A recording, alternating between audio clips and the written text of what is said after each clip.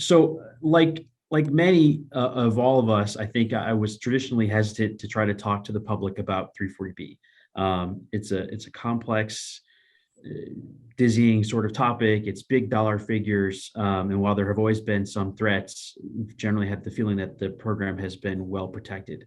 But I think in the last couple of years, at least three major things have changed. The first is that, as Bill mentioned, the degree of threat to the program is extraordinary and much more significant and serious than it has ever been in the past.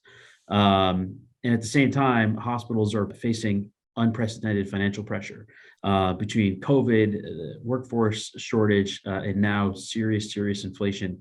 The financial challenges that we're all facing are very serious and will have very serious effects on our ability to deliver services to our communities. And then the last is that we have begun to really significantly lose the public relations war. I'm probably not the only person who has done this, but I have Google alerts set up on 340B.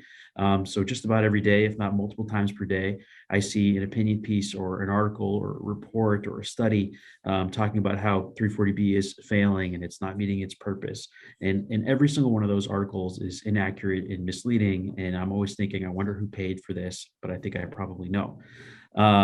So in our world of 340B, we have organizations that we all participate in that file lawsuits on our behalf or that lobby Congress about legislation.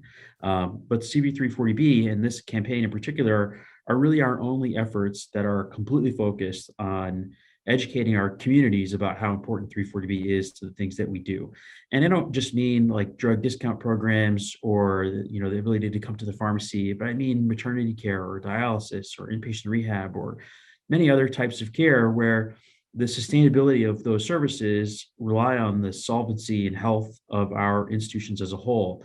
And I really don't think that our communities understand the degree to which our sustainability as health systems relies on 340B.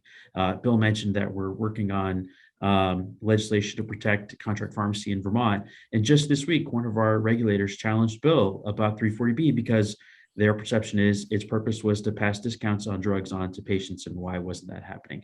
Which speaks to a serious lack of understanding in our communities, among our stakeholders, our leaders, our regulators, about the purpose of 340B and how integral it is to us being able to successfully deliver our nonprofit missions for healthcare in our communities.